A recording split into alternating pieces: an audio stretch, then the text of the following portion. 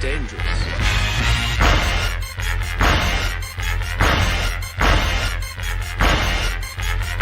Bad feeling about this. You don't seem to understand something.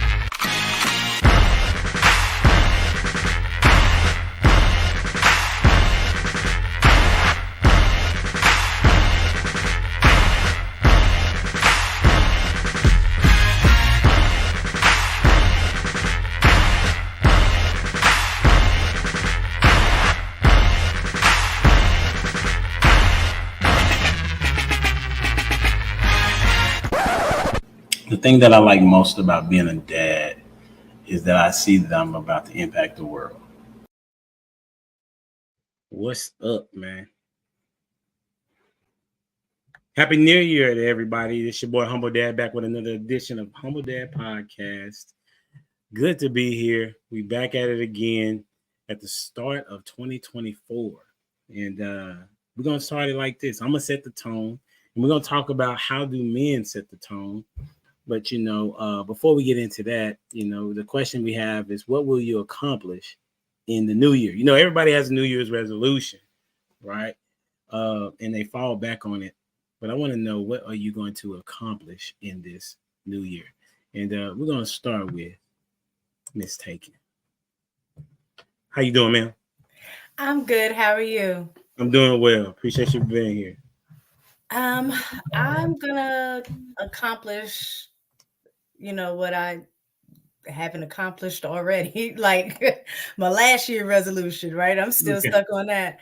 But the difference is that similar to kind of what we were talking about backstage a little bit is letting health and wealth, so to speak, more so on a spiritual and physical level, as opposed to really financial or, things like that. So my husband said that we need to start doing better, get healthier. And he said he's going to take the lead on that, which I'm excited about, because leaving it up to me, I just have not been consistent. So having him lead on that, I'm excited. So you talking about submissiveness then? What you saying? We reserve that. Look, I'm willing to give it up to anybody. If I know I can't do something and somebody else say they can, I'm good with that. So I'm gonna let him do it. That's a bit. Hey, appreciate you always. All right, welcome to the stage, Mr. Prototype. Silly man. What's going on? I don't know why. I tell you, I like saying the name Prototype. You know what I'm saying? It's just so unfortunate that it's attached to you. But Man. I'm just kidding.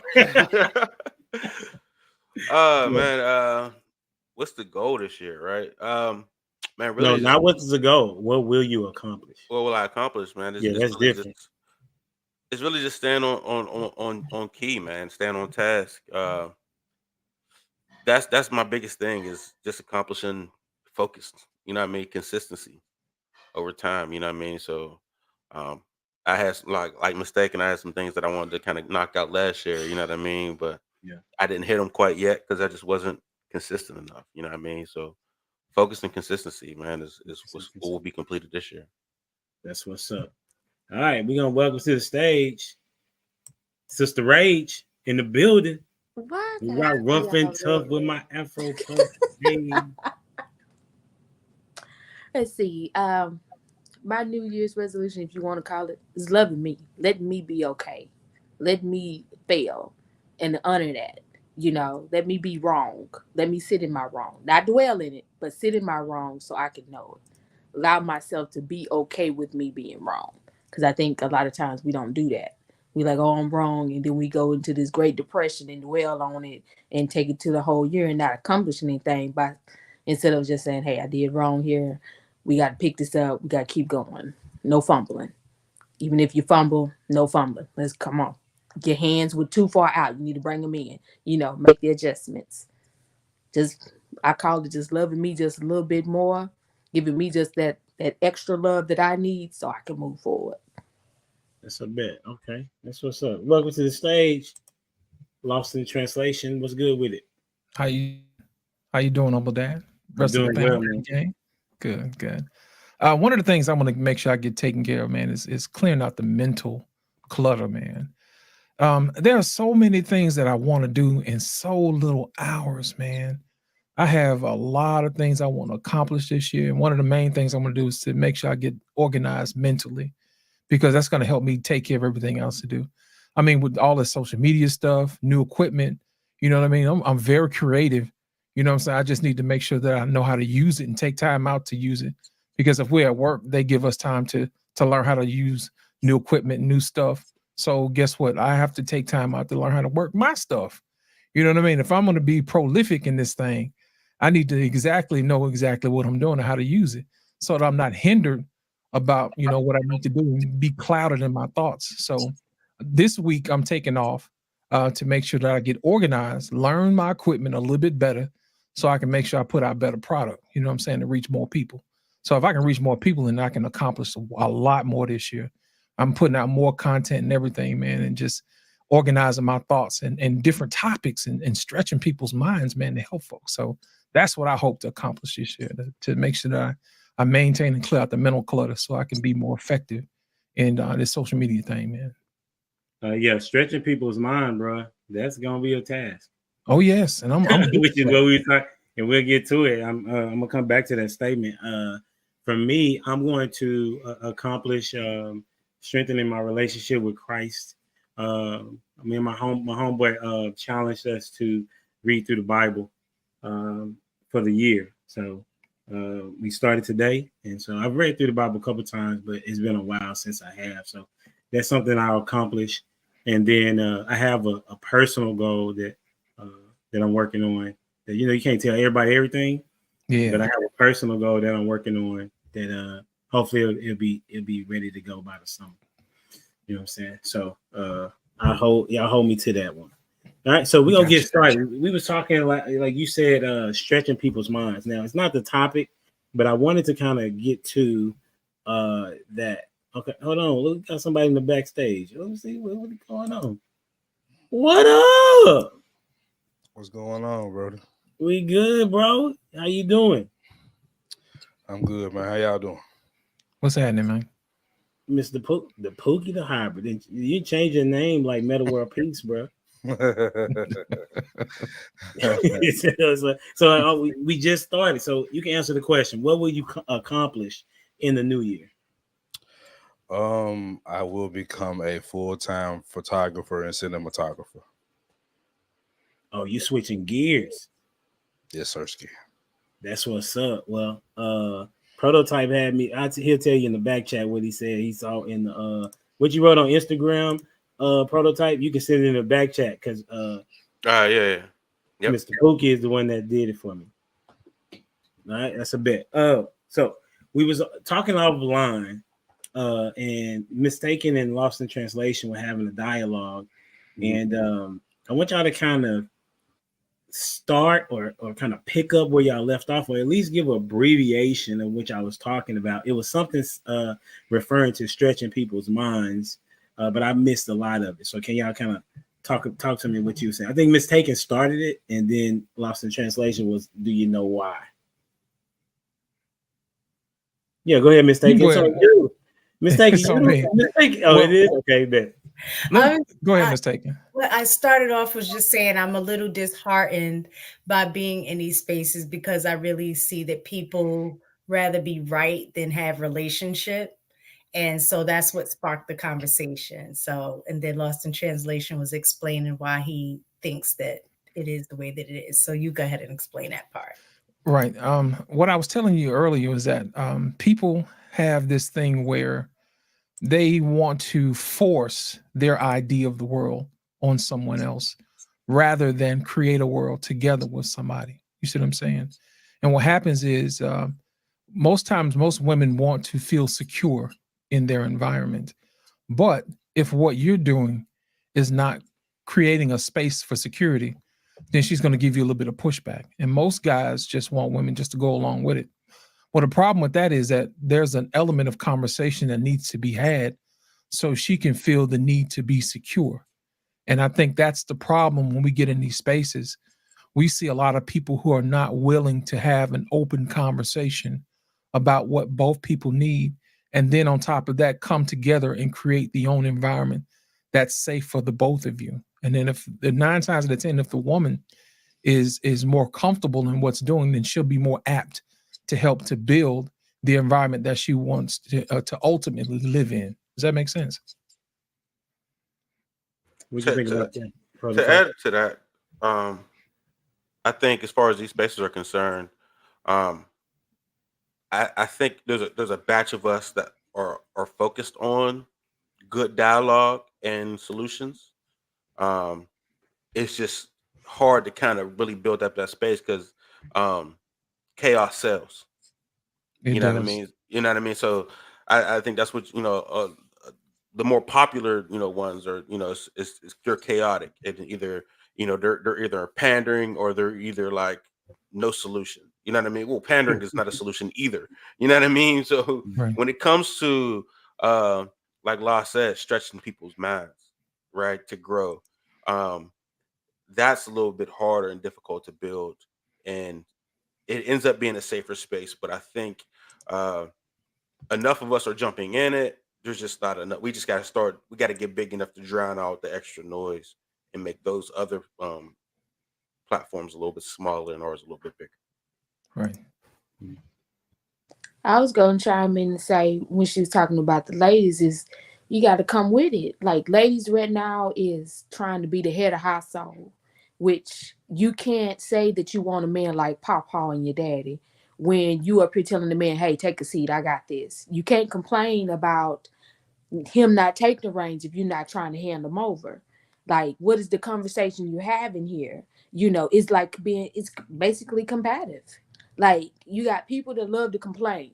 They're going to complain about it, but they're not going to go try to fix it. They're not going to try to reach out to somebody that knows somebody that may got somebody that can fix this, that already know who to go to.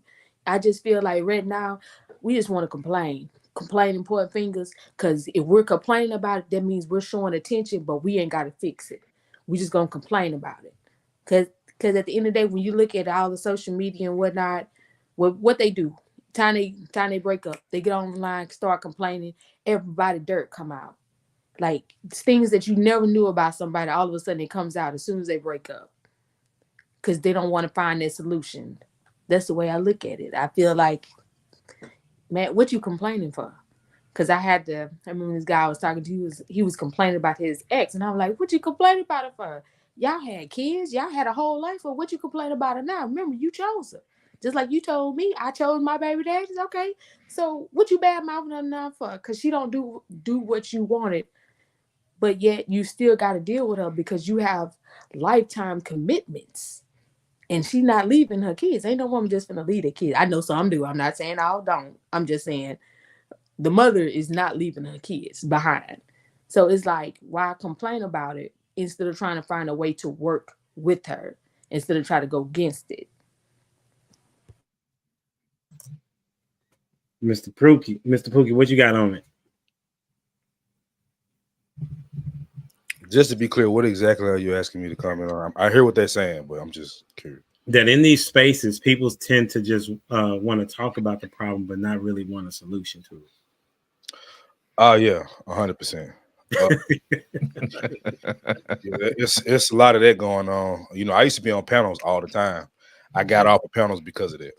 I just kind of got tired of it, bro. Like, I look at it like this space had to happen. You know what I mean? Because there was a lack of conversation from the masculine perspective, like the true masculine perspective, unadulterated. You know what I'm saying? Without it being involved with the feminine, right? It was just you didn't get to hear this conversation from men unless you was in the barbershop, and then it depends on what barbershop. Because half the damn barbershops now got a beauty shop connected to it, so it just depends on which one you was going to. So I do think it is at this point, like, we've covered every 50-50 conversation. We've covered every submission conversation. But we do need to get to solutions, because that's why I bagged away, man. You one of the only panels I really come to. Well, I appreciate that, man. The goal for me, if you've ever, when I was on King Talk, you know what I'm saying, it was goal oriented. You know what I'm saying? It had some type of solution based in the beginning, and as the panel changed, you know what I'm saying? Me and Lapeef were cool, but I let him know, you know what I'm saying, that it didn't really seem like we were just trying to focus on an answer. You know what I'm saying? So, and so for me, I wanted to dedicate my time, and plus I got busy too. So I wanted to dedicate my time to resolving situations. I mean, I'm an analytical guy and I'm a teacher. Miss Takey, you know how we are. All right. Anybody that's in education, like we're so well, if you're good, you're solution based. You know what I'm saying? If you're in IT, you got to have a solution. You know what I'm saying? We talk about the problem all day, it won't get nothing fixed. You know what I'm saying? So that's the goal. And so with that being said, did anybody have anything to add to this? How do you think I wanted to add something, Humble Dad. Yeah.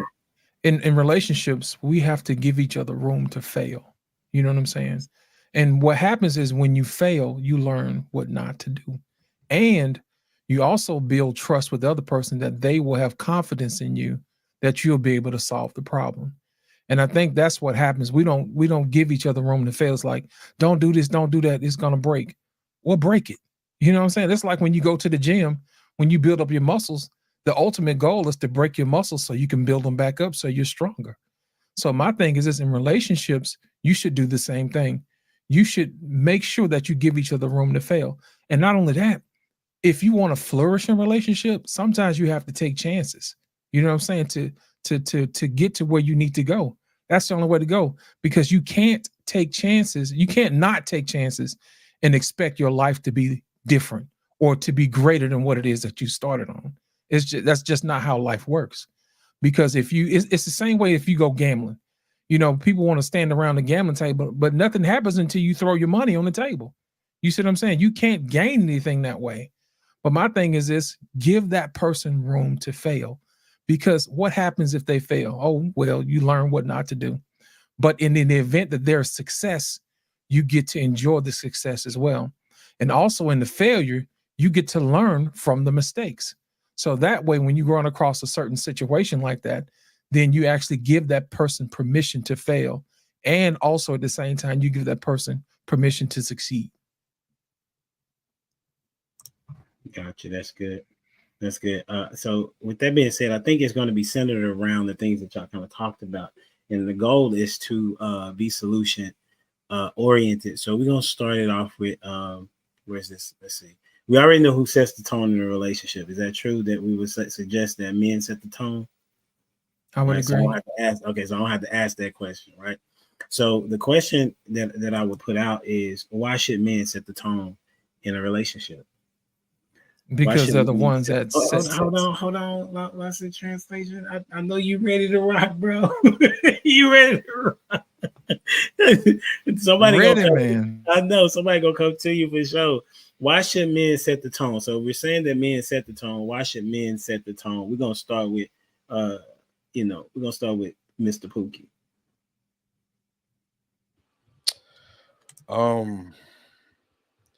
In my opinion, men should set the tone because, for one, you are the leader. When things fail, it falls on you. When things succeed, you're usually the reason that it pushes forward. But to be 100% honest with you, I don't know if I agree that men should set the tone 100%. And the reason I say that is because if you're going to set the tone with a woman, it doesn't mean that she's going to follow whatever you're putting out, right? So, and I believe she sets the tone in the way things would go with your children. Because like I said, I've been married before. You know, everybody know that now. I've been married before, and when it came to my daughter, I kind of followed my wife's lead when it came to my child, because it was just some things she understood that I had no understanding of. So when it comes to setting the tone, I guess I'm asking, what do you actually mean by set the tone? Because I look at it a couple different ways. You muted too. Change it to this question. I had that already together. Okay. What does it mean to set the tone in the relationship? All right. Because that's a really good question. How can you set it if you don't know what it is, right? Right. Prototype, what you thinking? What does it mean to set the tone in the relationship? It means to set the pace, man. Be the example. Be the prototype of whatever you got going on.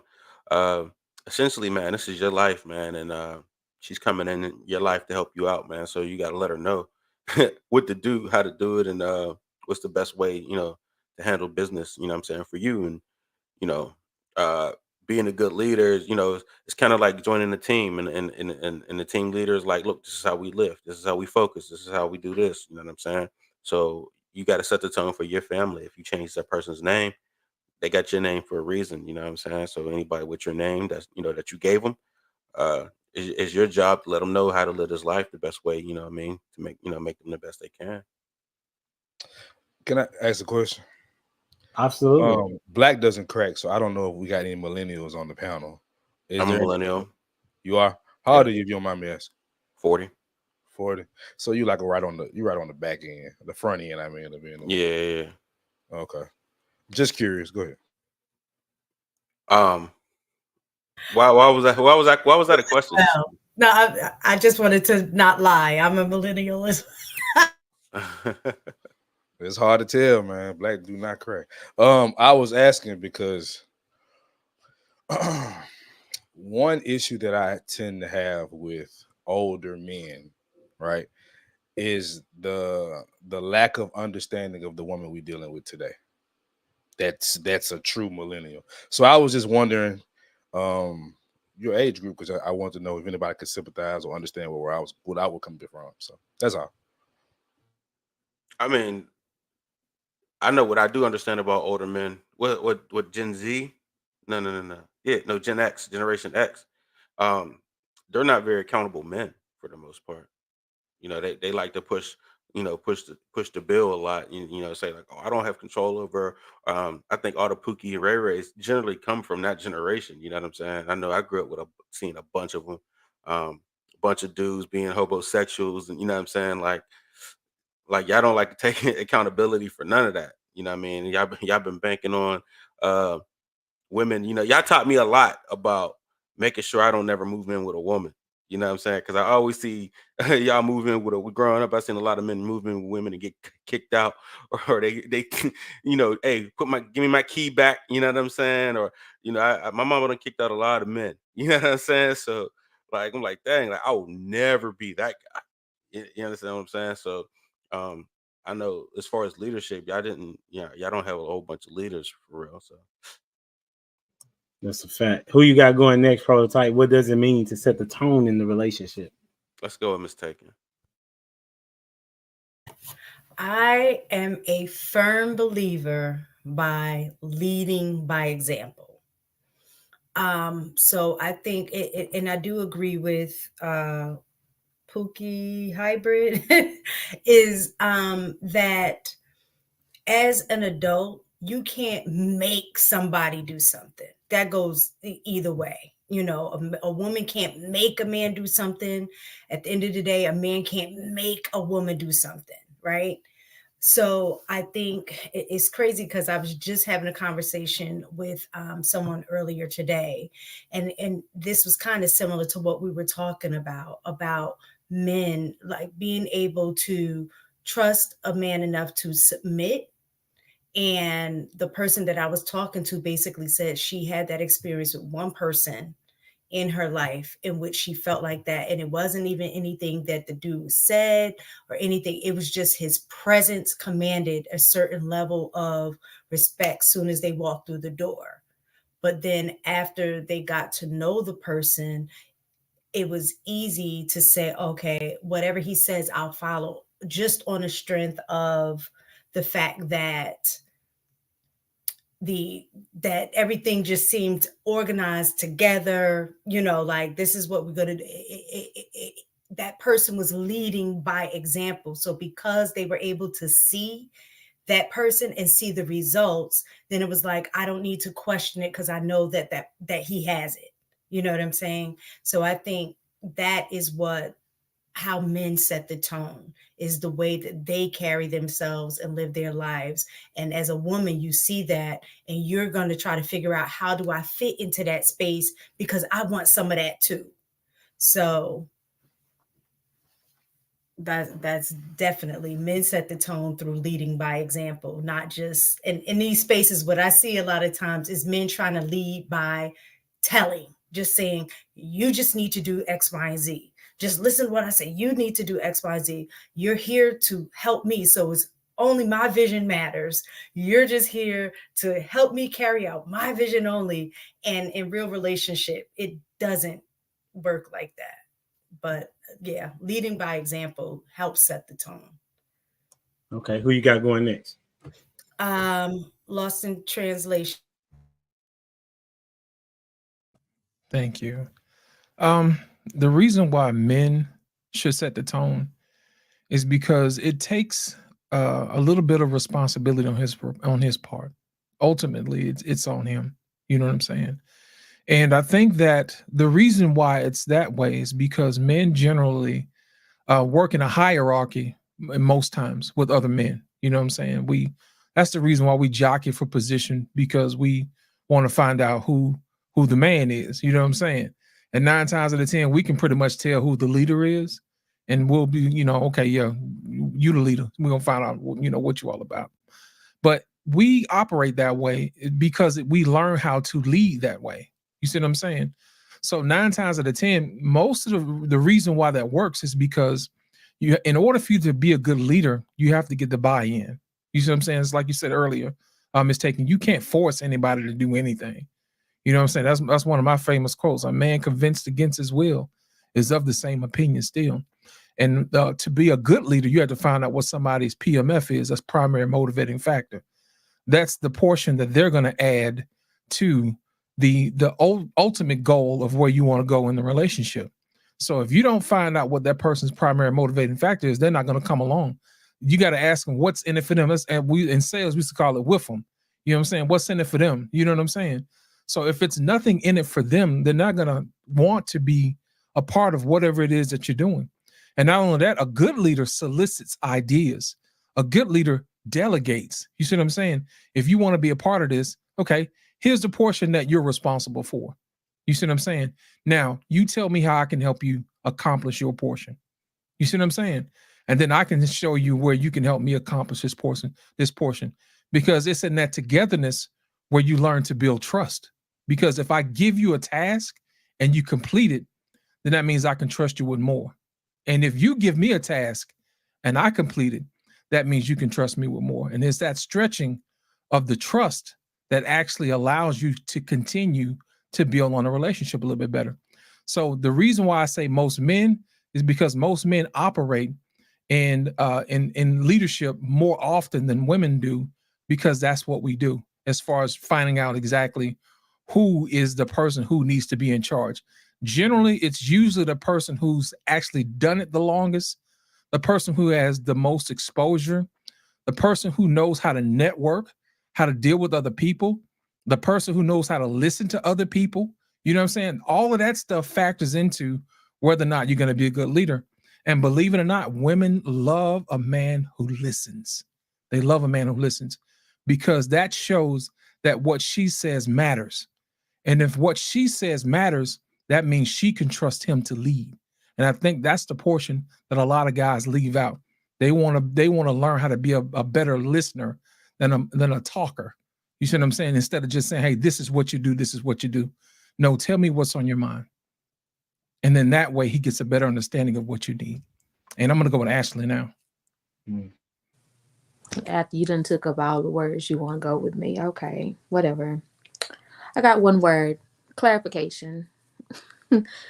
What it means to set the tone. Because when you have a clear picture of what's going on and you can actually say what you need, want, that goes a long way. It leads to less complete confusion, because I think a lot of these relationships is just based off a right now need. It's not really a want, it's just a right now need, because you need somebody to be there, because you need somebody to be present. You need somebody to make the other side of the bed warm. It's a need because you don't want to be lonely. and you don't have the skills to clarify what the partner actually should be doing to make your life better. So I'm just gonna leave it at one word: clarification. Do you think it's more of a want versus a need? I was just gonna ask that. Well, see, you got to understand what we're dealing with. You're not dealing with everybody with the same definition, because just because I say I want it, in my mind, I may say that's my need. That's a need for me. Because some people don't operate and see it as a want. That's why I'm using the word need instead of want. Needs feed into the id, and wants feed into the ego. And sometimes you got to know which dog you feeding. So that's why you have to ask questions. You know, Humble Dad, I told you a while ago when I was on the show that relationships for the in the middle of the pack millennial, not the end of the pack or the beginning of the pack, but right there in the middle, smack dab in the middle, close enough to the Generation Z, right? It's we like each other, we might talk on the phone, and we smashing, and then we figure out the rest from there. Like that's what we do. You know what I mean? That's why I've made the move to be celibate. You know what I mean? And I've been 8 months in it. Shout out to me. You know what I'm saying? Shout out to you, bro. Shout I out. remember that conversation that I challenged you on that. Yeah, and I took the challenge, bro, because I started to understand my part in the game. You know what I'm saying? But we what y'all saying? The reason I'm I told Humble Dad, man, like some of the reasons I kind of stay away from some of his shows is because I wasn't ready for some of the conversations. Like, and what I'm looking at with my generation in particular, like I can do those things that we're talking about. I've done them, and it's foreign to the women that I'm dealing with. And I'm not just talking about big booty Brenda that's in the club. Like I don't even go to the club. I've probably been to 5 clubs in my lifetime. You know what I mean? That ain't what I do. But I still kind of I'm seeing the same things, and I've stepped up and I've taken initiative, and it's like, okay, let me step back, let me stop giving them the golden rod, you know what I mean, and let me think this all the way through, because I for what I'm seeing, there isn't enough of male leadership, and there isn't enough of women recognizing it when it is. So I was going to ask, bro. Hold on real quick, bro. Did you finish it? Oh, I guess he did. You finished your thought? Okay, go ahead. Your journey, right? Congratulations on that. But it's kind of like it's conflicting. You know what I'm saying? Because I did that journey in my 20s, right? And what was intriguing is even if you make those adjustments, the women's still gonna pick the bad guys. So about when you're ready to come out of the when you're ready to come out the hole, you know what I'm saying? Like they just got 10 more bodies, but you know what I'm saying, piled on top of that. So it's like like even if you do make the adjustment, you know what I mean, they're not able to see, you know, somebody righteous or not. Like what's on the opposite end of that? You know what I'm saying? Well, for me, it's clarity. It wasn't really about what they gonna do. It's really, for me, it's like, all right, I've done this. My body count is up there. I've done enough of this, right? And it's like, I gotta try something different. And I'm trying to see, and I will say one thing that has helped me with this situation, right? With the last chick I tried to talk to, and I'm pretty much done talking to chicks for about a year or two. I got to get myself together all the way. But with the last chick I was trying to talk to, I noticed when I even had the conversation about being celibate and what I was looking for in a wife, it kind of scared her. You know what I mean? Like at first she was really into me because she, you know, like I said, I'm a Pookie hybrid. So I got the swagger, you know what I mean? Like I know how to spit the ism, you know, I know all that. But when I actually sat down and talked to her and really was picking at her brain and trying to see what she was about, she didn't know what she was about. I knew what I wanted and I was moving intentionally, and she didn't know what to do with that. And I haven't heard from her since. So in a way, this is like, you know, lane be repellent. You know what I mean? Wow. May I ask, like, I'm gonna come to you, Mistake. I'm gonna just ask this. You come in with some words, bro. So where did you meet her? At my old job. I bet. Mistaken on you. So when we were talking about setting the tone, right? I think what he just described is what as women we've learned to adapt to. And now, so he challenged her to do something differently. So we as women, we're conditioned to believe that all men want is just one thing. That's it. We're conditioned from day one that that's all they want, right? And so that's our first, I guess, nugget of information about men. We're taught to, just keep your legs closed. Oh, don't hang out with, the only thing you want to be friends so you can get in your pants. Like that is just something that is given to us and drilled into us from day one. So when you're hearing that, on the opposite end of that is a little conditioning to also believe too, if you want to keep a man, you want to get a man, then you got to have sex with the man, right?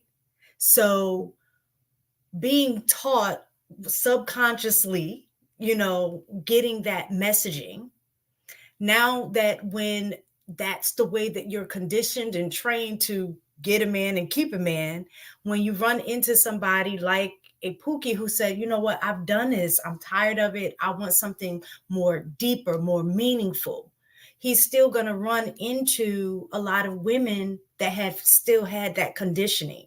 And now what he's doing is forcing them to operate totally different, because now sex is off the table. So now that means if this is the way that I'm accustomed to getting a man, and this is not something that he wants, now how do I show up in this? And a lot of women have not had to develop those other set of attributes, because men has not set the tone in saying that these things are more important to me.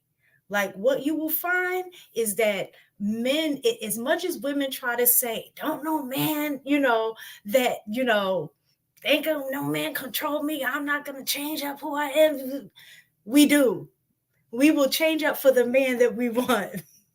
We absolutely will. So if men start setting the tone to say that this is more important, like your character, your virtue, all of those things, women will begin to adjust and adapt to that, because at the end of the day, we want you, right? And so I think that's what he's running into, is not that she may not have been a good woman. She just does not know how to operate any other way, because the conditioning is around sex. And let me add something to it. First, I just want to make sure this is clear. I want it. You dig what I'm saying? I just wanted to make sure that was clear. You know what I mean? I'm just playing. But now, to your point though, here's one thing that you said that worries me when it comes to sisters though, is the I'll change for him. That I don't like, because I've dealt with that. With my ex-wife was, trying to be something that I end up finding out she just was not. So it's like, is it possible that a woman can change her ways honestly and truthfully for a man and stick to it? I don't think it's possible, but I'm just asking. I would say, hold on, wait, mistake. Hold on. Let me get Ash, then I'm gonna go Lost, and then I'm gonna come to you, because I seen that was a really interesting question. Ash, what you got? Yeah, for the first 2 years, until I get my ring, until I get my house, until I get my kid, whatever I want out to. Yes, baby, you need your back rub? Yes. Yeah. Oh, you want me to go cook? Yes. Now, y'all know I don't act right. Y'all know I'm wrong 99.9% of the time. But women have been taught to condition to play a role instead of be themselves. Because me and my best friend, we always have this conversation. I said, now, we are, like, when I say we too damn close, I mean it just like that. Like, we're too close. Because, like, some conversations you just can't have with nobody else. They're not going to take it in the way that you meant it. They're going to listen to the words in your tone and figure out, try to spin it to make them feel good instead of just taking what you're saying, But people now, what I see and been conditioned to is you put on your good girl act. That's what brings them in. Keep your legs closed. And that's really going to get him in, because then you got to watch it though. He's going to try to work you to get in. So it's like, so am I not supposed to have sex or not? This is confusing. And when you're growing up, it's like, okay, I really like this dude, but I can't have sex with him. But yet I can't be alone with him. Okay, but he want to go to the movies. What am I supposed to do? Nobody really have a conversation that needs to be had, instead of saying don't. Like y'all know I'm raising girls. I always say don't have sex, but I give them a reason. Like, I don't just say, well, all men are bad. Your daddy's bad. No. I tell them all the time, I'm horrible, baby. I'm hard to deal with. Y'all see how I run up in here and run out? But at the same time, I tell them all the time, you can find love, but make sure that's what you want to. Make sure you're being yourself. You're not putting on a mask. You know, a lot of people put on a mask and think that's going to keep the person. But at the end of the day, what do all clay masks do? They chip. They start to break down. The real material behind it, you start to see it. And so long, that mask going to come off. I always tell my kids, look, if you're going to do something, let me know. Let's talk about this first. How did we get here? Because I think the real conversation with girls is you need to understand what you're doing in the long-term effects of it. Like, we're just saying, don't have sex, but go out with him. He's a good man. Go out with him. Oh, you lost that man. You should have put out. But it's like, you're giving me confusing information. What am I supposed to do with this? And you're telling me all men are bad. They only want what's between my legs. Well, what am I being a wife for? And that's where you got the next generation just took it to the, the 304 stage and just turned it up because they don't know. Lost, what you got? I got you. Pookie, I feel you, brother. I'm finna help you out. Okay. Because I've been down the road that you've traveled, and I'm finna lace your shoelaces up, brother. Here's the thing. What you want to do is you want to stay away from women who have conditional femininity. If you do this, I'll do that. And I'm going to tell you why.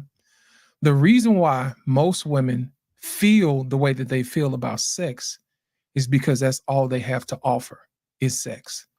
They haven't been trained to do the other things that makes a woman valuable as a wife.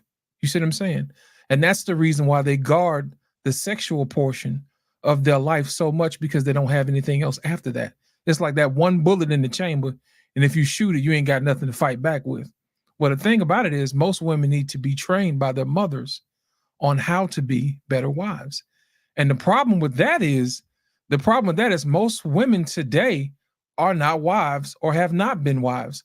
So how can they pass on something to their daughter that they don't themselves possess? You see what I'm saying? I'll give you an example. A friend of mine the other day was complaining about she's starting to have wrinkles in her face and she's getting older. You know what I'm saying? It's going to be harder for her to find a man. You know what I had to explain to her? I said, you are more than your beauty. I said, there are other things in you that you can possess besides beauty. I said, you're wise. I said, you're caring. You know what I'm saying? You possess all these other things, but you want to rely on your beauty and your sex. You see what I'm saying? Sometimes you have to be around people who recognize the greatness in you versus sex. And I'm going to free all the women on the panel and all the women who are listening. All men want sex. It's a natural biological right for men to want that. It's as simple as breathing. All men want to breathe. All men want to eat. All men want to sleep, and all men want to have some form of intimacy. You see what I'm saying? So women, I want you to get that out of your mind. Yes, they're coming for the sex. However, what else are they staying for? Are they staying for the compassion? Are they staying for the wisdom? Are they staying for the caring? Are they staying for the nurturing? You see what I'm saying? Are they staying for the motivation? Those are the things and the other skills that you have to develop to make sure that you don't rely on beauty and you don't rely on sex. It's the same speech I give to the fellas. Don't rely on your money. You need to develop other skills as a man, you know what I'm saying, to make sure that you're more than what you make. Because people can take away your job, but at the same time, they can't take away your intellect. They can't take away your wisdom. They can't take away your leadership. You see what I'm saying? They can't take away your network. They can take away a whole lot of other stuff, but you can't rely on money and sex. You are more than an ATM. you are more than a sexual object. You see what I'm saying? That's for the men. So my thing is this to other people. I want you to stretch your mind and become more than what you feel like you only have to offer. So women, you are more than sex. Remember that. So develop your other skills. And that's it, humble dad. That's all I got to say about that. Taking on you, then Prototype, we got you.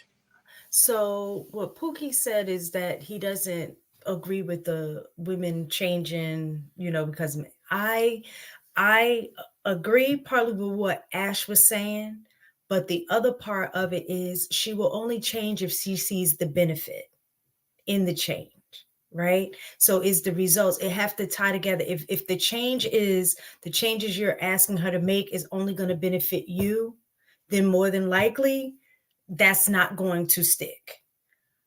But if the changes that you're asking her to make is also going to better her and she sees the results of that, she's going to be willing to change and that stick.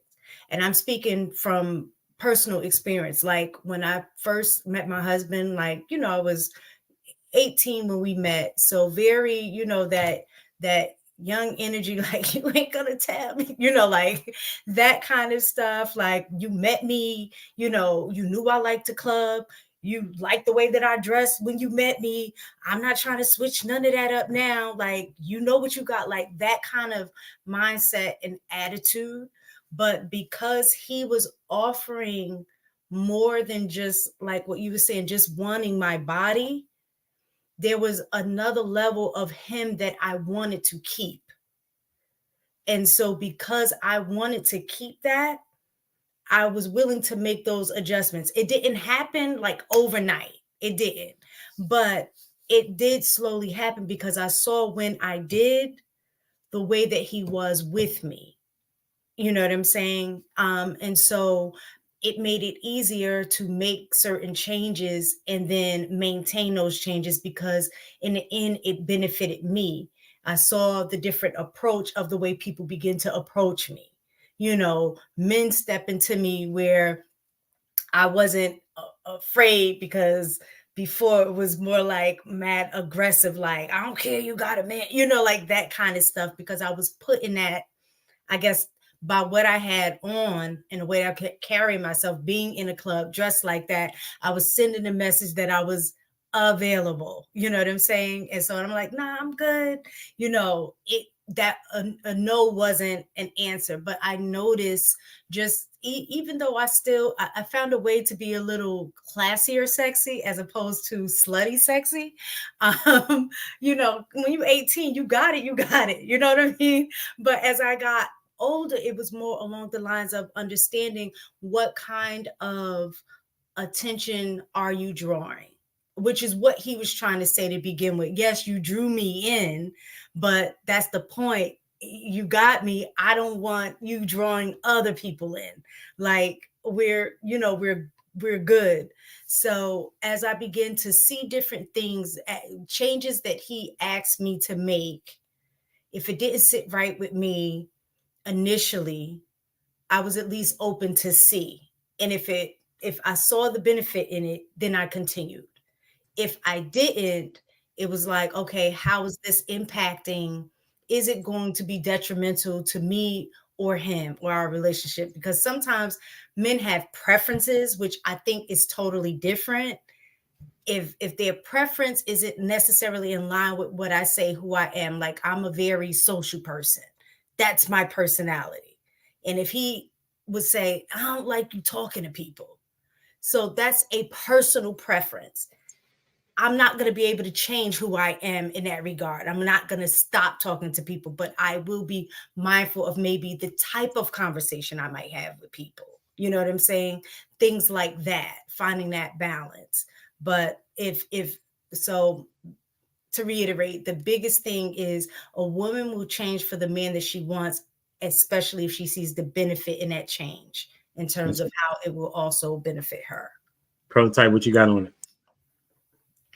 So the question is, can women change, right? That's Yes. the question. Well, Pookie is saying that he doesn't think that women change authentically. Could I put it like that? Yeah. Pookie? I agree, and I agree with Ash too. Like they'll put it on the front, and then after they got what they want out of you, you know what I'm saying, then they'll revert back. I've never thought that people can change. So even when I was younger and I was picking women to date, I was making sure that I was picking them small enough to not go over the weight limit. You know what I'm saying? Like they couldn't go over the weight limit if they wanted to. You know what I'm saying? I was always looking at the mom to see how the mom developed. You know what I'm saying? And that's going to tell me the future. What kind of family they came from. That's why all that stuff is important. You know what I mean? Because I generally don't think people change. You know what I'm saying? There's no way somebody could be promiscuous and then not be promiscuous in nature. You know what I'm saying? I know people. I know women. Like I know. Well, Their well, husband don't you gotta. know. I think it's. Their I think husband it's a don't thing know. of. I But think that's a thing of declining. You know what I'm saying? Think of it as an athlete that can't play ball no more. You know what I'm saying? Because he's not good enough anymore.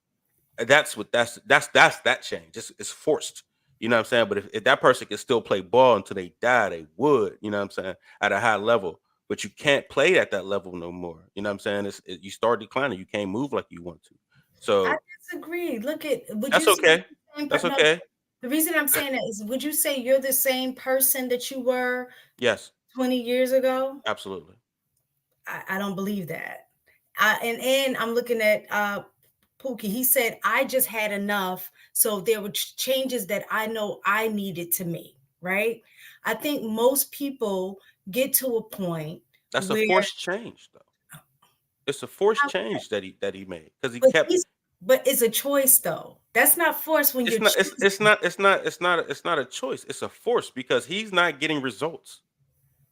He's not getting results, so it's a force. But if he could get the results he wanted and still be the same, still live the same way, then he would have never changed. He's changing because he can't get the results.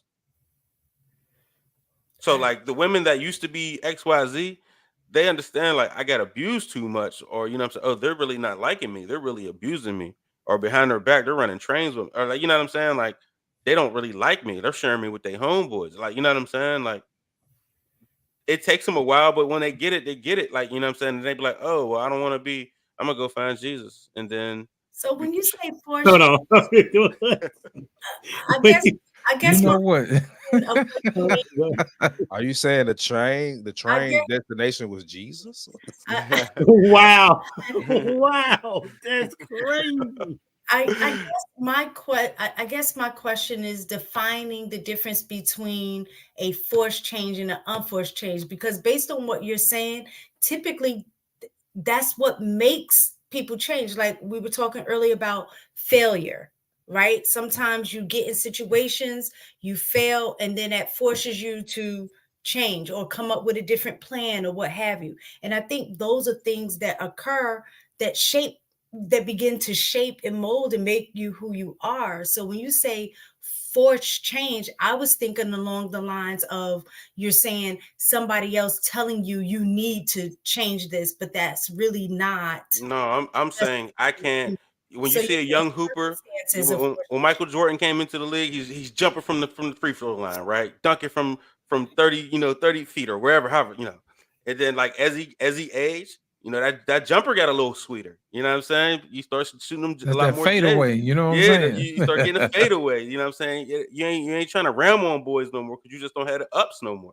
You know what I'm saying? Like that's the forced change. Like if you want to keep playing, then you got to change how you do it. So a lot of women, you know what I mean, they start out young rambunctious, like, oh, I could just get them with my beauty.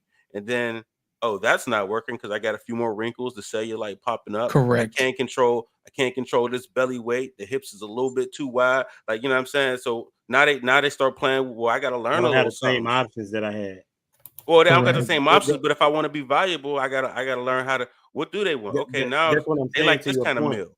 That's what I'm saying to your point, prototype, that you're saying that people change because how they were going, it didn't warrant them or get them what it is that they wanted to reciprocate. That's what you're saying, right? Is that what you're saying, right, prototype? I'm saying people change because they can't get the results. That's exactly what I. I mean, but How did I because say you're it saying different where they than were you, going prototype? as if like You're saying where they were going. I'm just taking you out of. Maybe I'm just not understanding how you said that. No, Let I me said help you out. exactly what you said. I said the reason why people change, like you said with Pookie, the reason why he changed is because how he was going about trying to get a wife, so to speak, it was not it wasn't giving him the results that he wanted. So then therefore he took an act of celibacy to see what he needed to do differently. And what he's doing now for the next couple of years is that he's taking a look at himself to see what he needs to change because what he was doing before wasn't working. Right. But I let's go with the point that you're making, that it's a forced change, right? A forced change is also known as a pivot, right? That means that you can't go one way, but this other way will be more beneficial to you. So having a forced change is not bad, right? So if somebody was to say, well, you was forced to change, okay, cool. I was forced to change. That's cool with me. Like for me, if I did not receive Christ, I would this would not be a Humble Dad podcast. Right. You know what I'm saying? You feel me? Is what I'm saying to you, right? And so it was a necessary change for me and my character and my integrity and how I viewed individual people. Y'all sure I have to tell you, I was a man. I talked to these people crazy. Okay, Y'all I have throwing out, I have bro. But And no. that's why you still want to though. You still want to. Correct. Still, yes. So Yeah. you didn't change in your. You know what I mean? That's why we fight daily, right? You got to Yeah. deny yourself daily because you Right. still want to do what you want to do. But now Yeah. that you're a believer and you're like, dang, I can't. Yeah, and I'm saying that's a beneficial forced change, is what I'm saying. Like it's Mm. good. It was good that I did make that change because it allowed me to pay attention to people.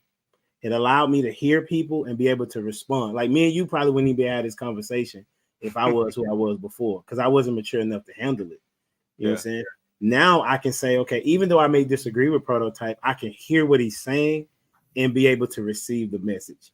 Pookie, So did you want to say something, or was it a mistake? I wanted to add something. Prototype Okay. to explain what would be an unforced change. Like I guess because I'm thinking just in general, when people change, is usually I guess based on his definition, is usually it's a forced change. You come in opposition of something, right? Or something occurs that, like you said, Humble Dad, makes you pivot.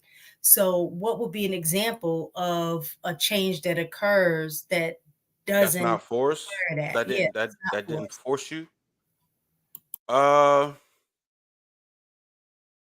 don't know because people only. I don't think people change.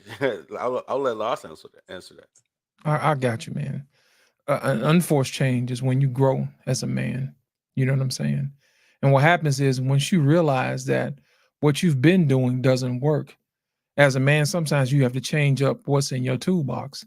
I can see it right now where Pookie has had this wrench and he used this wrench to get all the women that he wants, and he keeps turning that wrench. But what happens is that wrench only attracts a certain type of woman.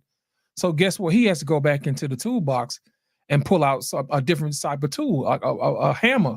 You know what I'm saying? Say, hey, look, this hammer is gonna get me where I need to go to a little bit quicker. But at the same time, I got to find a nail that wants Sometimes to y'all be need to hammered. I change feel like the you could have euphemism used that better. y'all You know what I'm use. saying? I feel like you could have used a different tool there. The hammer. I'm was just kinda- saying. I'm just saying. It still In other words, what you've been using has been giving you the results that you've been getting because that's who you were at that time. Now, as you grow as a man, you want something different. So he's like, I got to change up. I got to stop what I'm doing. I got to figure out what type of tool I need to use to get the type of woman that I need for the journey that I'm going to. So And I think a lot of men a lot of men reach that point at a certain point in life where they say, you know what, that was fine, hanging out with all the women or whatever. But if I want to have kids and I want to make sure they're in a stable environment, I can't go get a wife from the strip club. I might want to shop over here at the church because that's going to line up to where I need to go a little bit better than versus, OnlyFans or strip club or whatever. so okay. So what I initially said was that you deal with women and they make a change to initially be with you. And what Ash said is what I've seen more, where they will do that for a couple years and then they'll go right back to Tatiana. So here's what I'm looking at from this conversation. Are we just saying that a change gonna happen no matter how it happens? What we're talking about, is it authentic or is it cap? Correct. You need to try to figure out who's pulling the cap on you, right? Is that what you're looking for? I kind of figured that's what it is. That's what Mistaken was trying to get you to see from a woman's perspective. If that woman sees the value in it, that change is going to stick with her. Well, it's Right. like what we But- talked about last week, Humble Dad, about Sure. Hold on real quick. And if it is something that she's just changing so that you could be there and be in her life for them, then it's not going to stick. You know what I'm saying? So you will see the cap in how she responds. But to go to prototype statement, though, I would definitely disagree. People change. You know what I'm saying? Whether it's forced or not, people change. But I understand the position that you're talking about. The position that you're talking about is that people will continue to do the same old thing, thinking they're going to get different results. Hence what Mistaken was talking about earlier, saying that people just want to have a conversation, but they don't really want to change their perspective. So you're right in that aspect, right? That people don't want to change. I'll give you that part. However, they're going to have to change, right? Because, for example, in our Black community, women are single, men are single, but women are having to, as Ash said, they want to open up their legs because they think that's how they're gonna get the guy. That's also how they think they're gonna keep the guy, right? And so you have them changing really what the nature of a woman is anyway. So women have changed for sure, right? And so men have said, okay, well, if I can get it that easy, then you know what I'm saying, I'm just gonna go get it. And that's the nature of men, but it's not the nature of women to let dudes just run through them. So that's what I'm saying, that there is a change that's happening. Go ahead, Loss. Yeah, it's like we talked about last week, man, about asking the right questions. You know what I'm saying? Just like women have to ask men the right questions, men have to ask women the right questions. You know, what's important to you?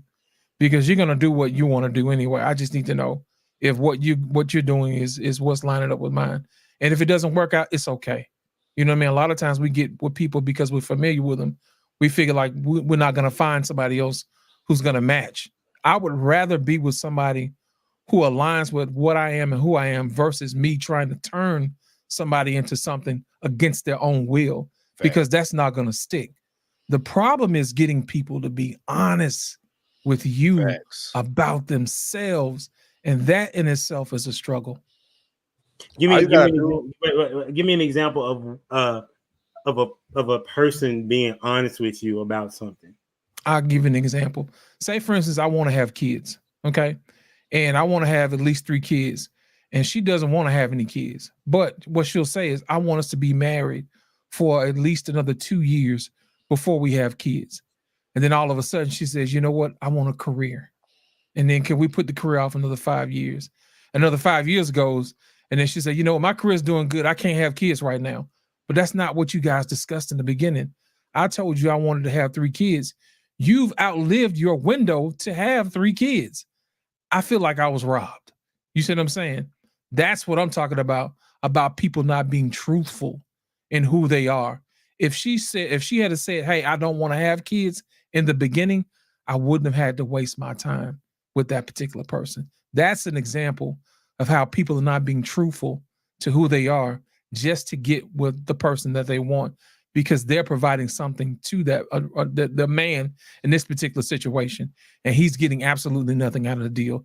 He's taking care of somebody else's future wife, because I assure you he's not going to keep her anymore because she didn't keep up her end of the bargain.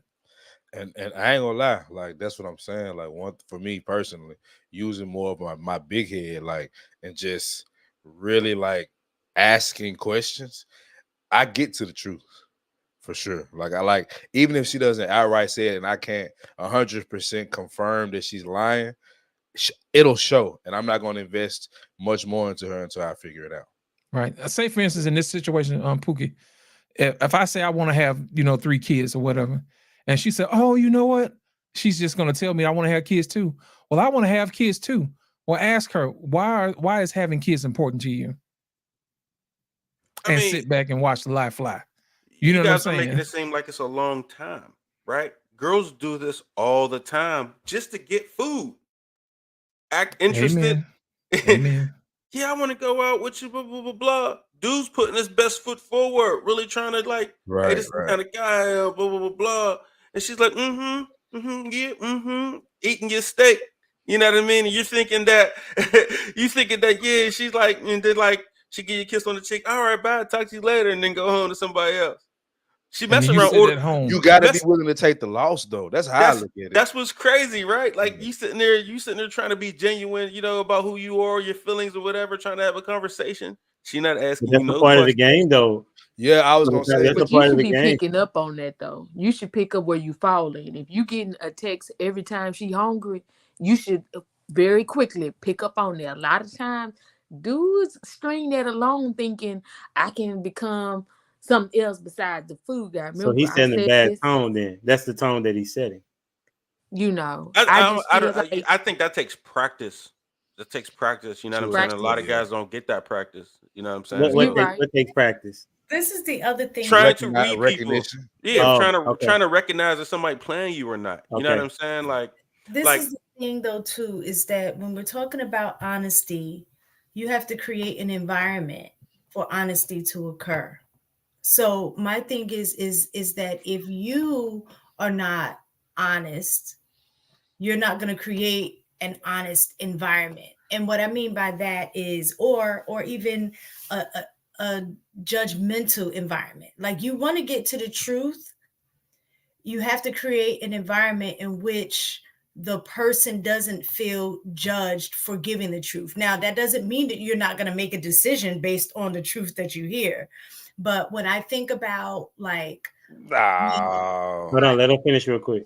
what I say, just from personal experience, early on with my husband and I, you know, way before we had got married, it was conversations that we had that, of course, naturally certain things come out, right? The longer you are together, the more conversations, the deeper the conversations get, more tidbits of things come out, right? Nobody just, well, I can't say nobody, some people may, but just come and throw up everything about themselves, right? From day one. So it's little things that have come out here and there. So I'm able to pick up certain things about him that might be a red flag, or he might be picking up things about me that for him may be a red flag. But what I can say is that what made it easier to share, like you giving bits and pieces, is the reaction that occurs when information is shared. So if I reacted in a way that I was like, not me, you know, that's not going to create an environment where he's going to feel comfortable. Like he's going to hold back. Like, nah, I know to stay away from that. And the same thing with a woman, if she feels judged or like whatever, if he comes across like that, or things that he say in regards to certain things, she's not going to be honest. So I can say for me, there is nothing. When I say nothing, people be like, you lying. I'm not. There is and people who know me know there is nothing that my husband does not know about me. Like, y'all be talking about body count, or like he knows that, he knows childhood trauma. There is nothing about me that my husband does not know. Period. Shout out to you. You said you got married at 18. You met your husband when you was 18, right? Yeah. Right. Yeah. Do you understand that is why you're married? You know how hard it is to find a woman that can have a conversation with you, especially when you're an intellectual guy. Like, you know, it's hard to find. They don't talk. They don't ask questions. You seen last couple episodes? Like, women don't ask questions. They don't do that. The women They that don't even do ask you to put a rubber on, like no cap. Like they're not even asking that. Like, this just not happening. They don't like. So the women that can have conversations, they're generally married. You know what I mean? So I can understand how you don't see what a lot of men are dealing with, because you don't date women, right? You got picked up early, So right? you're not smothered in trauma like gravy. You know what I'm saying? And you got to wipe past all of that trauma to get to who they really are. You know what I'm saying? Write me down, you know. Right, wipe me down. But What women you gonna avoid say? conversations. They avoid those. They avoid those long, deep conversations. You know what I mean? They avoid They it. they don't like All them. you they do is because they will feel judged. Like being in these spaces.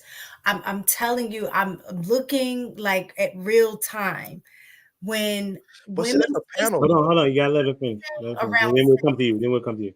a lot of it is around sex. Don't get me wrong, but it's not just about sex. It's about the idea that men have the way women should move and operate in general. So anytime they express something that goes outside of that, there's a judgment that comes along with that.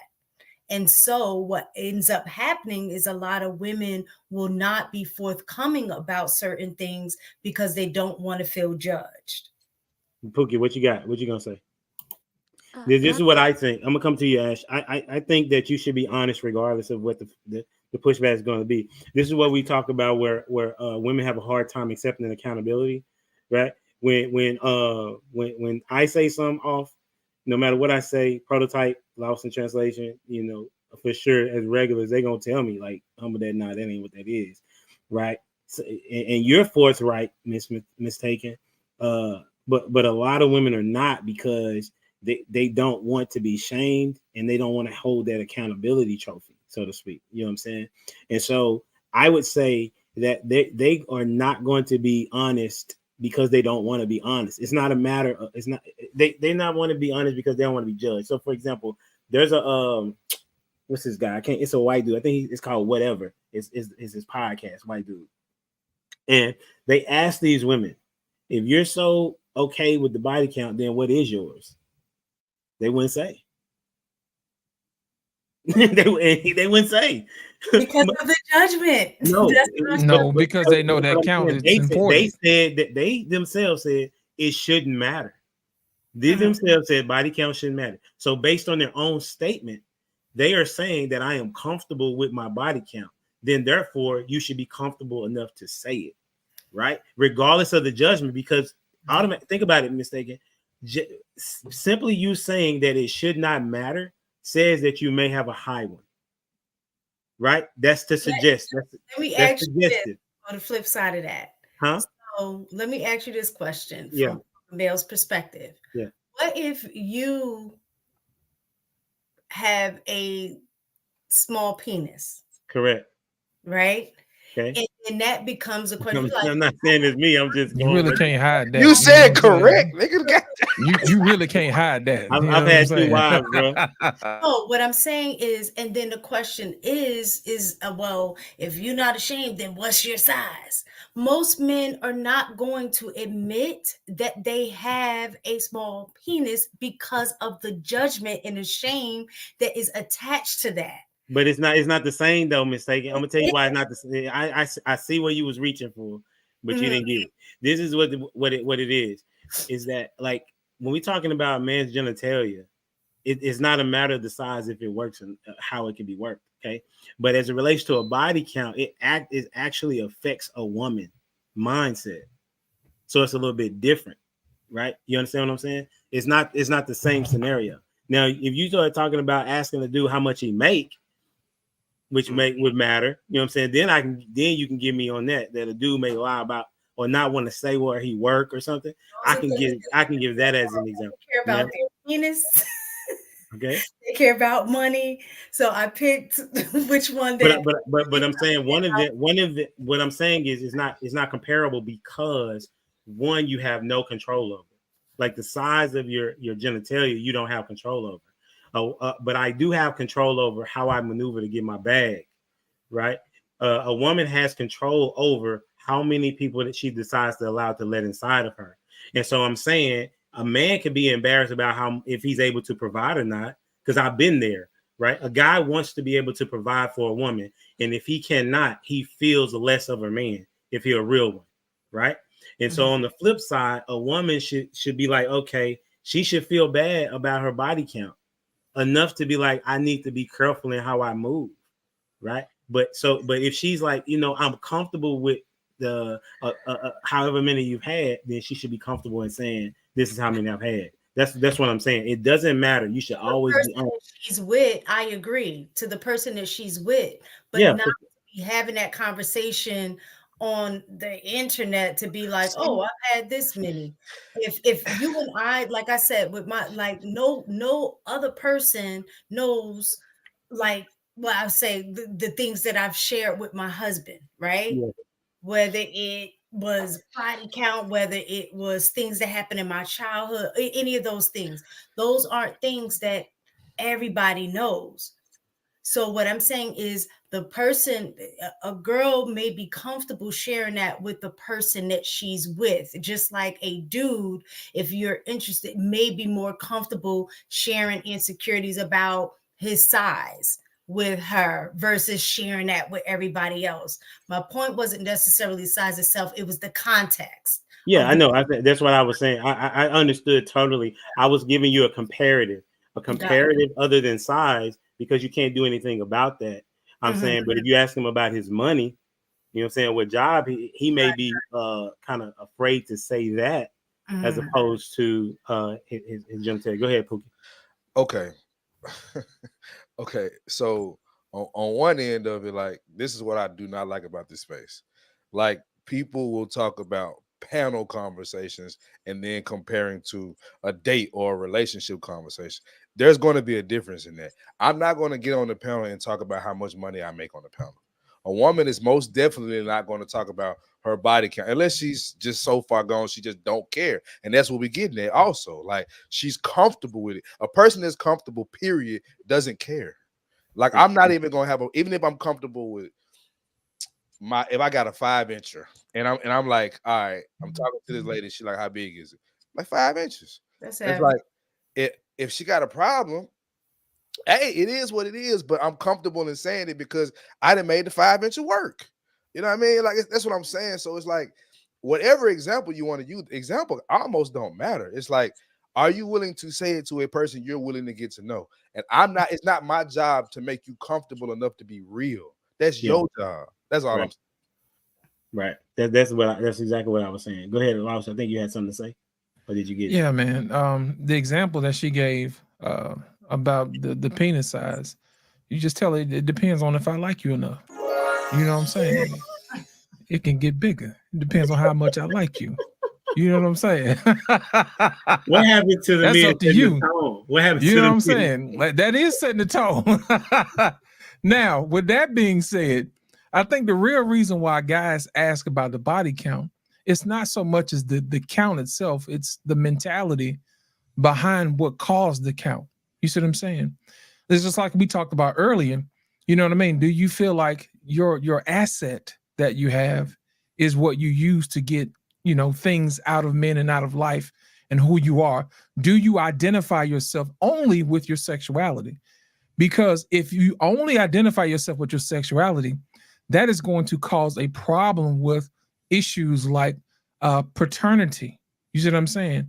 And whether or not I'm going to have to, you know, be on the lookout for something like that. Am I going to have to take care of somebody else's kid, not knowing that you have a deep-seated issue inside of you that says that you're not enough?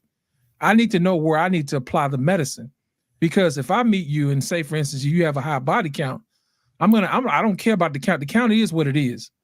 But I want to know is why is it something in you that's causing the count? Do you feel like you're not enough? You know what I'm saying? Did something happen that you need to address? And then at that point, I need to say, hey, look, you're more than your body. You know what I'm saying? This is like the conversation we had earlier. You have to develop other things that make you a better woman other than just relying on the sexual nature of yourself. Think about it. What if a guy just walked around and said, hey, look, you know, I identify with, you know, my magic stick, and that's all I know how to do. Women probably wouldn't have that much respect for him if that's all he did. You know what I'm saying? It's just like, all I can do is lay down pipe, baby. That's it. You know what I'm saying? That's how you got out. And he tells you exactly. But at the same time, if that's what she wants, she's like, you know, I might get a little bit of that every now and then. But she knows up front, this is not somebody I'm going to have raise my kids. But there's a chance, you know what I'm saying, that you can still get pregnant by Pookie, you know what I'm saying? And he's not going to take care of his kids. But at the same time, you weren't thinking about that. And it's the same way with men. With women, it's like, you know what? I already know she ain't going to be somebody that I'm going to be the mother of my kids. But, you know, that thing magic, man. You know what I'm saying? At the same time, we have to ask those questions. You know what I mean? And like you said, you have to create the environment to ask those questions, whether or not it's in a comical way like we did it today, or if it's a serious way. I need to know what makes you tick. And the problem is most people don't want to discuss what makes them tick. Because they Because don't know what makes you tick, them. what makes you tick, it get you rub up against something called cognitive dissonance, and it's gonna either you're gonna have to do something about it, which is accountability, like what Humble Dad talked about, or you're gonna deflect and not even answer the question at all. So my thing is this: is this somebody that's willing to work with you? And more importantly, Pookie, like I was explaining to you earlier, finding somebody who's willing to work with you. And if it's somebody who doesn't want to work with you, they're going to use tactics like deflecting or equivocation, where they try to use another instance to make it seem like this is what you're really asking for, when that's not really what you're asking for. You see what I'm saying? They try to cloud the conversation by adding stuff to it. You know what I mean? And we call that sophistry, where they try to create this magnificent story that has absolutely nothing to do with what you just asked, just to get them off the scent. You know what I'm saying? Like a bloodhound or something like that. But those are the ways you can actually determine whether or not somebody you can build with is if they're going to be truthful with you. And that's the only way to do it. It's trial and error. It's going to take you a while. But once you get that one person, you uno out, and that's it. Because You ain't got to only worry looking about for these one, streets right? no more. That's right. Ash, on you. I don't forgot, but I ain't forgot. I just want to be combative tonight. Y'all know I got to do it. Yeah, So with because you- you're the lady of rage today. So now I agree with some of what Lost in Translation was saying, but come on now, who really wants to sit up here and be accountable and be honest about themselves? That's why Nobody. we got all this turmoil and this fakeness running around here. I'm just being honest. Like, I wish I had the eyes of mistaken to grow up and see some beautiful stuff, but let's be honest, like, some of our environments don't produce that. So the stuff that you see, that's not common. Like, you got your husband at 18. Hey, I tried too. Yeah, man, that's like we didn't get along. But I didn't understand back then that it was because of our background. You know, you're not very family oriented, even though you have some primary people to raise you, but they let you do whatever. You don't have the discipline. So you go through life doing whatever, and you accept the consequence and not understanding if you just take some accountability, take the time out, do some work, you could have a different result. Because me and this person, I hate to say it, I'm not going to claim it. Anyway, it's just a past mistake. You couldn't see yourself being a good dad. You know what I'm saying? And that was a conversation that we actually had to have in depth through text, because I like to talk through people through text, because as you see, my voice go up, down, and sometimes I put a little spice in the sentences. So I like to communicate that way so they can get the actual point and not be caught up on my words. But it's like, when you're trying to date these people, you don't know if they got a good background. It may look good because I spent the night at the Granny house. She cooked breakfast for us. It looked magical. But when you took that sucker out that environment and I put it in my house, it didn't work. It didn't line up, because some people just don't have that upbringing, that go get a spirit, that grown, I'm ready to be grown without doing the grown. You get what I'm saying? They only have one aspect of it. And I forgot who said it.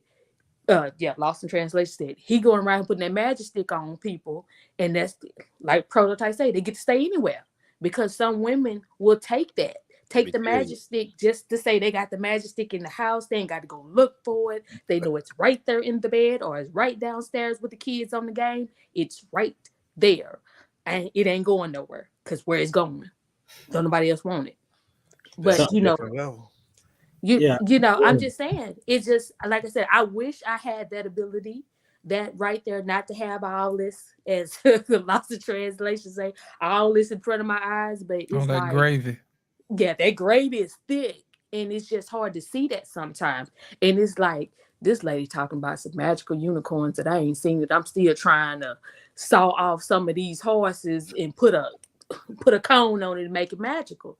And that's what we do as adults, is we try to put magical unicorn on a donkey after done kicked us several times, and we don't know how to leave it alone. Mm. Yes, I I got said it. donkey prototype. You want to argue? Let's go. I got my voice I back. I'm got- ready. Let But me. I'm just saying, it's just certain things you don't, in certain environments, you don't see what you're talking about. Like I saw it, but it wasn't firsthand all the time. I may have saw it over here, may have saw it there. Then when it did come firsthand, and I'm trying to work it like I see it, it doesn't work because that person don't have my environment, don't have my upbringing, and it's like, I'm working too hard. You got to go. And the one thing I learned very early as a child is I can leave. I can make a phone call and leave. And that was my grandpa. He used to always come rescue me. If I didn't want to stay at my mama, papa, tell my papa to come pick me up. I ain't got to take this. I ain't got to eat that. My papa said I ain't got to. That's We interesting. get That's conditions. interesting, Ash. Because as I don't know if you've learned the lesson that everything is not going to be I gotta go. You know what I'm saying? And And, yes, I've learned I that. don't know the scenario, and it don't really matter, right? There are some. Somebody said it like this: there are some red flags that you're gonna have to be able to be okay with, because there is nobody that is exceptional other than Jesus.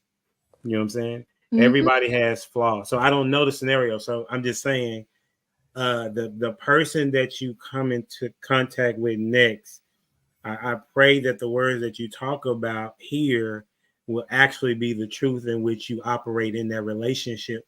Because in a marriage, for sure, you're talking about grace. You got to give grace and forgiveness on a regular, and all of those things. You're gonna see yourself for real. Am I right, Pookie? Oh yeah. Mistaken? Do you not see yourself prototype? Don't you see yourself in a marriage more so when you single? Mhm. Like more so when you're married, you see more of who you are. Mhm. Right? So you have to be able to say, okay, this is what I don't like, but I can deal with this, what I don't like. Because everything is not going to be, sunshine and rainbow. So I want to last thing before we get out of Can you here. elaborate on that a What little do you, bit? I don't understand. what I'm saying is that you're gonna have to. Nobody's perfect other than No, prototype. no. I'm not talking. Relax. I'm talking about. You said being married, you see yourself more. Yeah. So your spouse is a reflection of you. Oh, okay. I got you. All right. Never mind. Yeah. Go ahead. Yeah. And so just as a result of that, you'll be able to see, okay, this is what I probably need to work on, whether they tell me or not. You know what I'm saying? I can see what it is, right? Especially as a man, right? If I see that my wife is feeling a certain way, then it's in my duty to see what that is and see if I'm a part of that scenario to help her feel better, right? Or if she does something that I don't like, then I have to be an individual that's gracious enough to see how I can get over that, or at least see how it can get better. That's the part that I'm saying. Last part. Y'all, I'm kind of confused at where y'all are with the men and the women. So, give me an example of a guy giving, because y'all said that the way that a man sets a tone is him being a good example. So, what is a good example of a guy setting the tone? Maybe I can say it. Hopefully, I said that well. What is an example of a guy setting a good tone? Pookie, on you. See if you can do a shortened version, and then we just go around the circle. A good example of a guy setting a tone, I would say, for me, and I use the same example I used earlier. Though I didn't get the result of getting the woman and the relationship that I wanted, I at least set a tone to know you're not gonna play that type of game here. So, it's the one good example is I let her know that, hey man, this ain't just finna be we just having fun all day and playing these little games. Like we gonna try to build something, or we ain't doing nothing at all. So that was a tone setter. Like we gonna play like this, or we ain't gonna play at all. So you said it up front. Okay, got you. Ash, on you. What you got? What does it look like to see a guy set a tone? What Pookie said, just that clear, just said, like I said earlier, that clear intention, like that clarity with the message.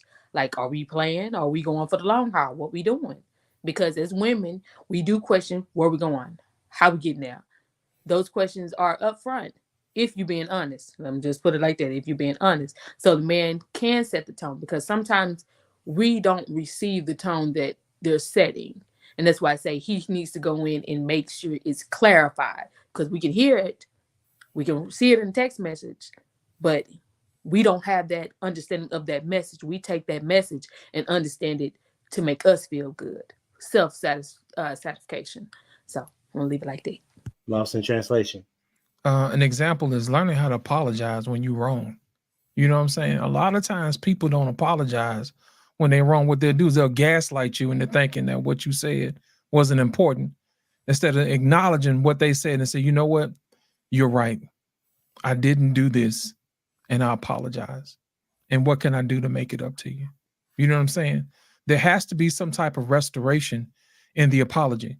Now, once you set an atmosphere of apologizing, then when she's wrong, you've already set the tone with saying, hey, look, if I apologize when I'm wrong, I expect you to apologize when you're wrong. That's good, bro. Prototype. It looked like you get up and going to the gym when you say you're going to do it. It looked like you getting up and going to work when you say you're going to do it. It looked like you being consistent about your actions.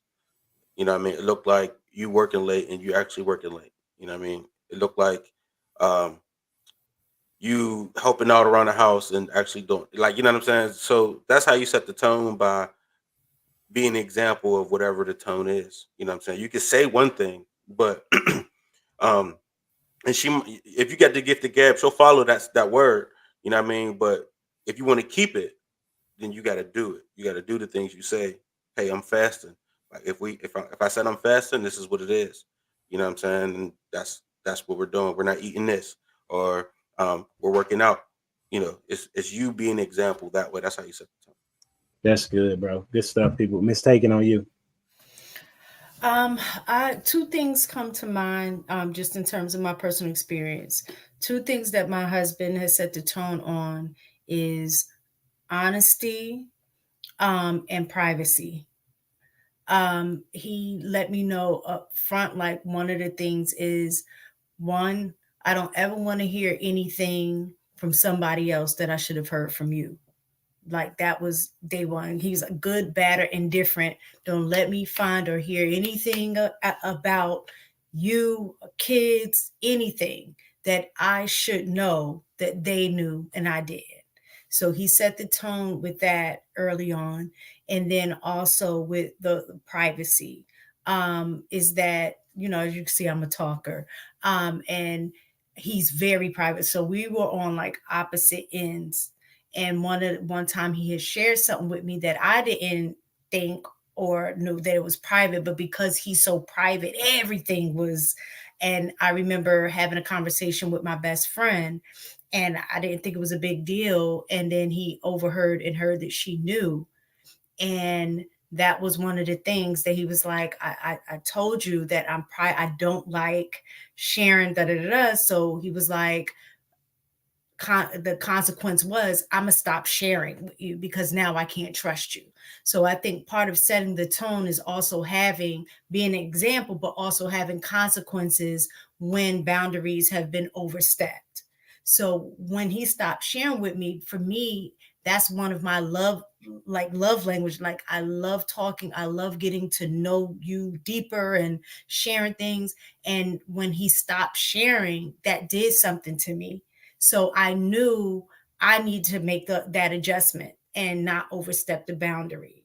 With the honesty, he displayed honesty by sharing things with me that I didn't necessarily have to ask him to share, whether it was good, bad, or indifferent. You know what I'm saying? It was just like, he honored that you're not going to hear anything from somebody else other than me. Even if it's at something that I know might hurt your feelings, like, your breath stink or something like that, like just anything, like, I'm going to be the one to be open and honest and we'll work through whatever we need to fix that. Like I'll get you some toothpaste, I'll pay your bill to the dentist or whatever, but we need to be honest. So I'll say he set the tone, but also set consequences if any of those things were overstepped. That's what's up. And for me, I said setting the tone. One of the ways I've set the tone is I'm a spiritual leader of my house. So one of the things that I was like for sure on, we going to church every Sunday. You know what I'm saying? I understand missing every now and then, but church is going to be a thing. And then Bible study is a thing. You know what I'm saying? I'm not asking you to be a Bible scholar, but the only way to get better at what it is that you want to do is to actually read and being able to apply it. So I think that's the main thing that for me that I set the tone in my household. And as a result, my kids see what it's done for them, as well as my wife, she sees what it's done for her. You know, so this has been a dope discussion. I didn't get to all the questions, but that's okay. We had a really good dope dialogue. We presented people with problems as well as solutions, as always. I appreciate y'all time. Make sure you check out Miss Taken. Y'all still doing your thing on Fridays? Street Critique on Fridays around between 10:30. That's a bet. And then you got Prototype doing this thing. Tell them where it's at, Prototype. Come see me, Prototype Kingdom Network. You know what I mean? Tuesdays and Wednesdays, and man, I'll pop up, but come check us out. That's what's up. Then you got Lost in Translation. What you got? Yeah, you can find me here on Mondays, as always. You know what I'm saying? And also on the Black Man Unfiltered Network, and also on Sundays on Super Sunday on my channel as well. Ash, on you. You can find me at home, which is Humble Dad on Monday at 9:00. Be here. And you can find me on Instagram, 360 Diva, and I'll link the rest of the stuff, and then you can just find me from there. We're gonna roll. The Pookie the Hybrid.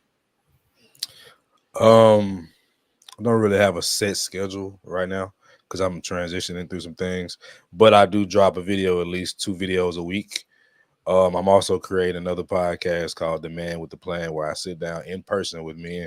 I'm gonna be coming to see you soon, Humble Dad. Sitting down in person with men, having conversations about things you might not have knew or understood about men. So come check me out. That's a bet. And also, for those that don't know, the Pookie the Hybrid did my dope intro. You know what I'm saying? Probably the hottest on this network we call YouTube. That's in my opinion and a lot of others. Don't forget to like, share, subscribe to the channel. Until next time, we out here. Deuces. The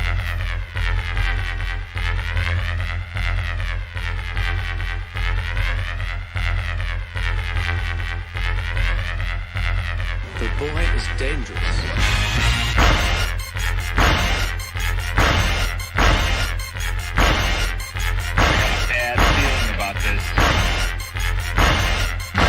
Seem to understand something.